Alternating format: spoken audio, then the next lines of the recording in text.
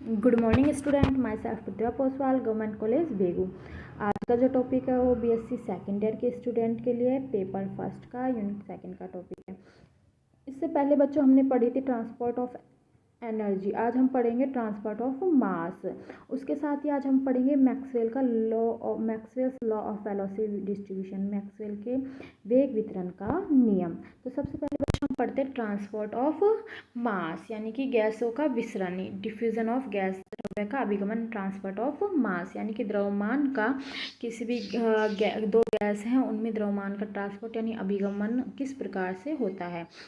तो इसके लिए हम मान लेते हैं कि मान लिए जो दो गैसें हैं जो समान ताप एवं दाब पर एक ही पात्र में स्थित हैं, जहाँ हल्की गैस क्या है ऊपरी भाग में होती है, यानी कि दो गैसें हैं जो समान और ताप पर है, ये हल्की गैस है ऊपरी भाग में और ये क्या है भारी गैस है।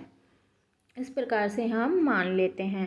तो क्या होता है कि हल्की भारी गैस है, क्योंकि साम्यावस्था में कोई भी गैसें होती हैं जो साम्यावस्था में आने का प्रयास करती हैं, भी गैसें हैं, तो ये क्या करती हैं, जो भारी गैसें हैं ये अपने अणुओं का या द्रव्यमान का स्थानांतरण हल्की गैस की ओर कर देती हैं, जिससे कि ये समान हो जाती हैं और साम्यावस्था को प्राप्त कर लेती हैं।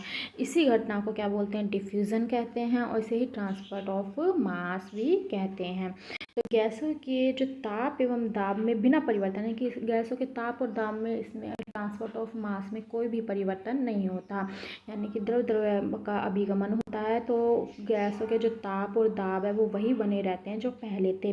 तो गैसों के ताप एवं दाब में बिना परिवर्तन हुए एक दूसरे में जो मिल जाना है, इसी घटना को क्या कहते हैं, विसरण या डिफ्यूजन की घटना कहते हैं, डिफ्यूजन कहते हैं। तो इसके लिए हम मान लेते हैं कि मान लीजिए गैस में A B P Q L M तीन क्षैतिज तल हैं, जहाँ तल के लंबवत जो सांद्रता ग्रेडियंट है वो क्या है, D N upon D Z है, यानी कि जेड के अनुसार इसका मान चेंज होता रहता है।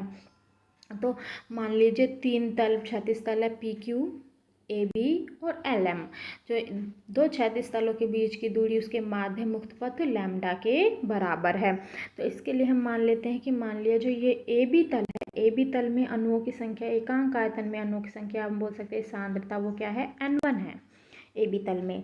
तो क्योंकि ऊपर जो गैस है वो क्या है हल्की है और नीचे जो गैस है वो क्या है भारी है, तो ऊपर जो गैस है उसमें अणु की संख्या क्या हो जाएगी N1 minus lambda D N upon D Z, और नीचे जो परत है उसके क्या हो जाएगी N1 plus lambda D N upon D Z. तो यही यदि ए बी तल पर सांद्रता अर्थात एकांक आयतन में अणुओं की संख्या क्या है N1, तो पी क्यू तल पर सांद्रता N1 minus lambda D N upon D Z, और एल एम तल पर सांद्रता N1 plus lambda D N upon D Z है, जहाँ लैम्डा क्या है माध्य मुक्त पथ है। अब यदि प्रति सेकंड में ए बी के एकांक क्षेत्रफल को ऊपर की ओर पार करने वाले अणुओं की संख्या क्या होगी। अब क्या है बच्चों कि ये है पी क्यू ए बी और एल एम।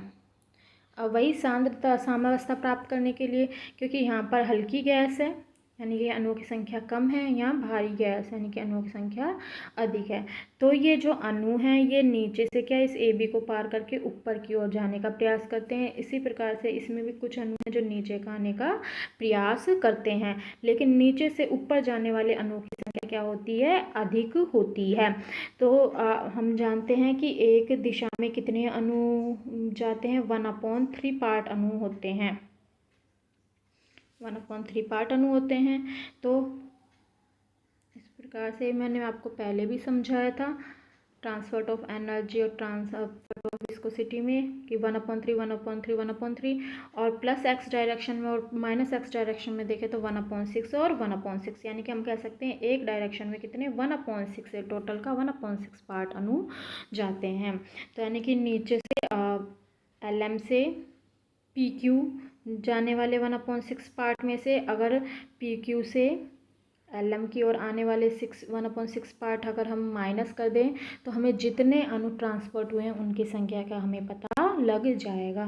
तो इसके लिए 1/6 N1 plus lambda D N upon D Z V bar, यानी कि LM से ऊपर जाने वाले अणुओं की संख्या में से 1/6 N1 minus lambda D N upon D Z V bar, यानी कि ऊपर से नीचे आने वाली अणुओं की संख्या को क्या कर देते हैं, माइनस कर देते हैं, घटा देते हैं। तो ये इससे क्या हो जाएगा, कैंसिल हो जाएगा। तो हमें जो प्राप्त होंगी अणुओं की संख्या, यानी ट्रांसपोर्ट होने वाले जो अणु हैं उनकी संख्या जो प्राप्त होगी वो होगी 1/3 lambda V bar D N upon D Z, जहाँ ये वी बार क्या है, औसत आणविक वेग है। अब यदि m अणु का द्रव्यमान है, किसी अणु का द्रव्यमान क्या है, तो उसका कितना part, 1/3 lambda V bar D N upon D Z part क्या हुआ, ट्रांसपोर्ट हुआ है। तो हम कह सकते हैं ट्रांसपोर्ट माटे अभिगमन द्रव्यमान क्या होगा, कैपिटल M अणु के द्रव्यमान का 1/3 lambda V bar D N upon D Z. mn को हम क्या कर सकते हैं, mn को अंदर ले लिया m को, तो हमारे पास जो m का मान आएगा, या हम बोल सकते हैं ट्रांसपोर्ट ऑफ मास आएगा, वो आएगा 1/3 lambda V bar D rho upon D Z, जहाँ रो क्या है, m इंटू n। अब चूँकि हम जानते हैं कि m इज इक्वल टू क्या होता है, D rho upon D Z, तो इन दोनों की जब हम तुलना करते हैं समीकरणों की, तो हमारे पास डिफ्यूजन कोफिशिएंट या विसरण गुणांक का जो मान प्राप्त होता है वो आता है 1/3 लैम्डा वी बार, और इसी को डी को क्या बोलते हैं, विसरण गुणांक या डिफ्यूजन कोफिशिएंट कहते हैं।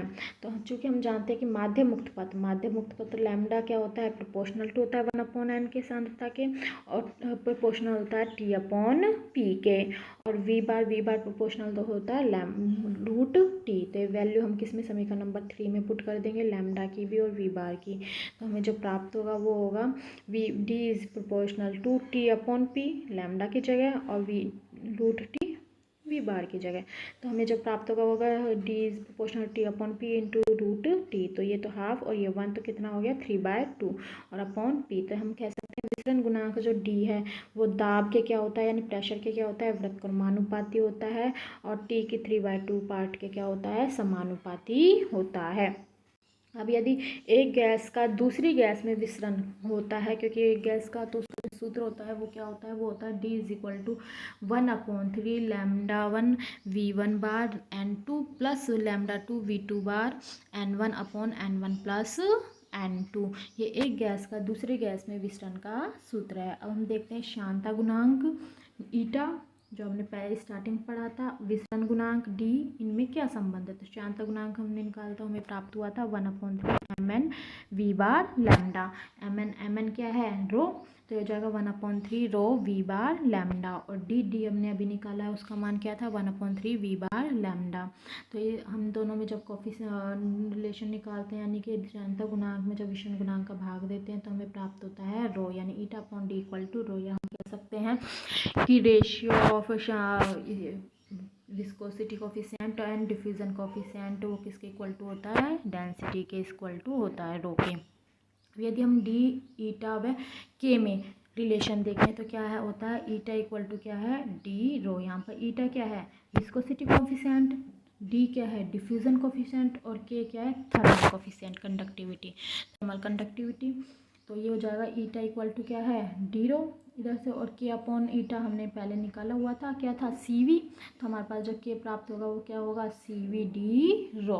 तो ये किस में हो गया, के थर्मल कोफिशिएंट और डिफ्यूजन कोफिशिएंट में रिलेशन। तो ये इनमें तीनों में रिलेशन हो गए।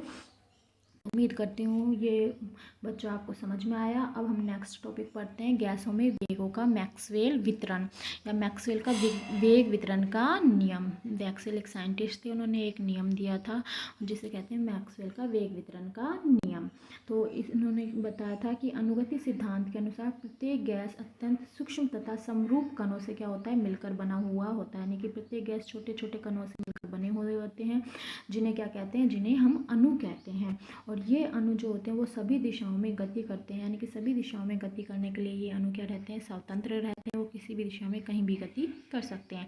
लेकिन जब ये अणु गति करते हैं तो ये तो या तो ये किन्हीं अणुओं से टकराते हैं, या ये क्या होते हैं, पात्र की दीवार से टकराते हैं। तो जब ये किसी अणु से टकराते हैं या पात्र की दीवार से टकराते हैं, मतलब ये जब इनकी टक्कर होती है तो इनके वेग और दिशा में क्या हो जाते हैं, परिवर्तन हो जाते हैं, ये बदल जाते हैं।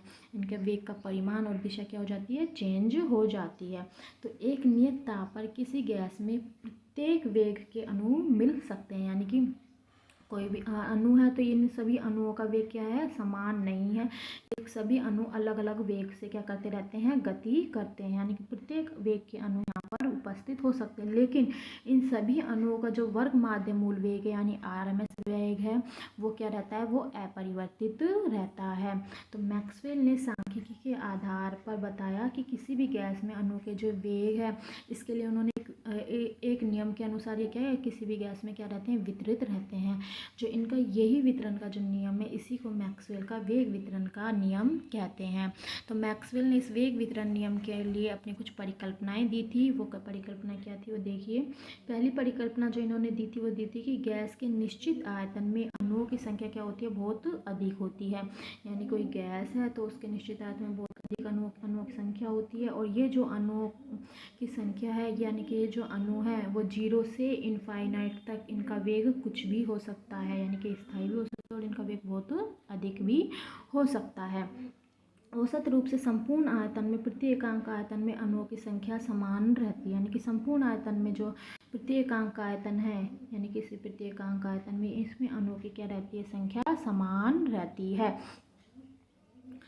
साम्यावस्था में निश्चित ताप पर वेगों की विभिन्न परासों में अणुओं की संख्या क्या रहती है, नियत रहती है, यानी कि अलग अलग परासों में अणुओं की संख्या फिक्स रहती है, जबकि अलग अलग अकेले अणुओं का वेग क्या होता है, परिवर्तित होता रहता है। अकेले अणु का वेग क्या रहता है, ये परास है, इस परास में जैसे ये अणु है, इस परास में ये अणु है, ये तो समान रहते हैं, फिक्स रहते हैं, लेकिन अलग अलग ये अणु इसमें भी अलग अलग है, उन अणुओं का वेग क्या रहता है, परिवर्तित रहता है, क्योंकि ये एक अणु इस एक दूसरे अणु से टकराता है तो इसका वेग अलग है, इसका वेग अलग, तो अलग अलग अणुओं का वेग क्या रहता है, परिवर्तित हो सकता है।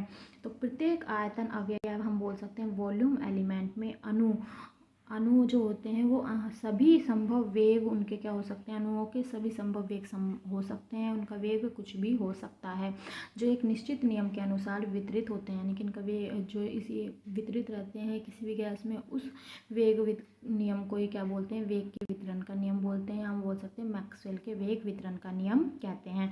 तो मैक्सवेल ने अपने वेग वितरण के लिए नियम के लिए एक फलन दिया था जिसे वेग वितरण का फलन कहते हैं, और उसका मान क्या था, Fv = c e⁻½ dv ½ mv²/kT। ये मैक्सवेल के वेग वितरण का फलन है। उम्मीद करती हूँ बच्चों आप लोगों को वेग वितरण नियम समझ में आया होगा। फिर भी बच्चों अगर कोई प्रॉब्लम है तो आप व्हाट्सएप के थ्रू पूछ सकते हैं। Thank you.